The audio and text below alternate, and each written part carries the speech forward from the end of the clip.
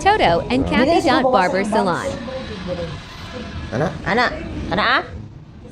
Hello guys, ako po si Toto Barber guys, Toto Salon ko sa Facebook. Kami po ang Toto and Kathy Barber Salon. So request ni Mrs. guys ay magpagupit siya ng pixie cut. Nakita niya to sa sa Google, tinitingnan niya. Tapos sabi niya magpagupit ako ng ganito.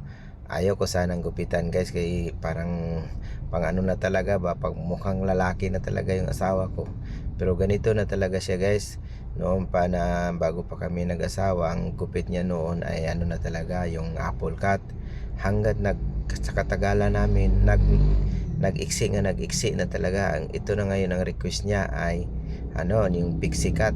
So wala tayong magawa kundi sundin yung gusto niya, kasi pag hindi natin sundin, alam nyo na, wala na tayo dyan. Nakarelate lang dyan ang may mga asawa na guys.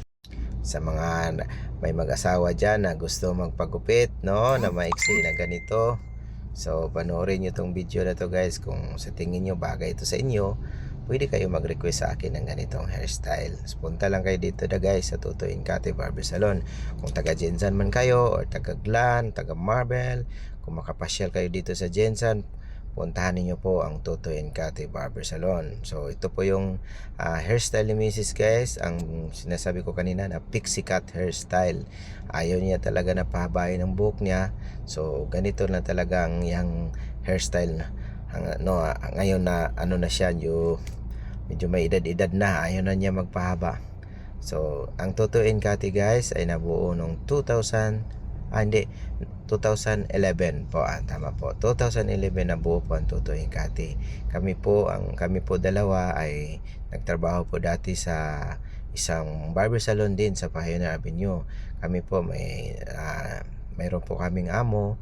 Pagkatapos nung nag-surrender yung amo namin, kaya nakabuo po kami ng barber salon talaga na Toto and Kathy. Kaya nagsarili na kami hanggang ngayon guys, 2026 na. Andito mabuo pa rin ang Toto and Kathy Barber Salon. Ang dami po namin pinagdaanan guys. Nagdaan po kami ng pandemic. Nagdaan po kami ng nasunugan po kami last year lang. So nakatayo pa rin ang Toto and Kathy guys. So mayroon po kaming mga tauhan na ngayon ay nagsarili na din. Ando na po sa Glan yung mga pamangking ko. Mayroon na po silang salon din doon, Toto and Kathy. Twin salon pala ang doon, ang salon ng aking mga pamangkin na dito din nagtrabaho sa akin sa Toto and Kathy. Na 6 years po sila nagtrabaho at natuto na sila. Tinuruan namin sila na paano magupit, paano mag hair color, paano mag ribbon, Brazilian treatment, mga ganyan po guys. Yan po ang aming pamilya na po na Toto and Kathy. So sa Toto and Kathy po na pang all end po kami dito guys. Hindi naman po lahat ng services na meron kami, pero kadalasan po na pang pamilya po, katulad ng manicure, pedicure, foot spa. Pwede po yan sa mag-asawa, diba? Merong ang asawa, yung husband nagpagupit sa akin, ang misis naman nagpakulay or nagpariban kay Kathy. Yan po ang aming salon purpose yan guys, kaya tinatawag niya namin na Toto and Kathy Barber Salon, para po yan sa mga pampamilya talaga na business guys. Yun po ang naisip namin na itayo namin na negosyo. So ang Toto and Kathy Barber Salon guys ay umabot na po na siya ng sobra na po, mag 14 years na po ang Toto and Kathy Barber Salon. So, sa 14 years, mayroon na po kaming napundar guys, na mayroon na po kaming bahay sa subdivision doon sa Rebecca, at naano na po namin yung aming sasakyan. 5 years po namin inutang, fully paid na po ngayon guys. Salamat po sa mga customer namin nagsuporta sa Toto and Kathy Barber Salon. So sa mga napundar namin guys, ngayon nagpaaral na po kami ng aming mga anak. 3 po ang anak namin, may isang college at isang senior high at saka elementary.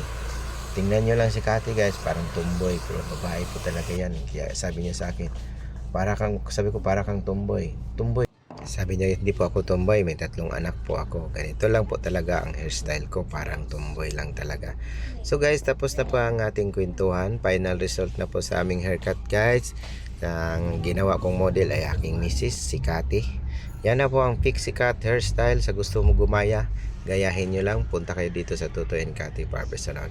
So yan po ang kwento ng aming negosyo, Toto and Cathy Barber Salon. Salamat po sa inyong suporta, lalo na sa aking mga suki, mga customer dito sa Jensen. Thank you po.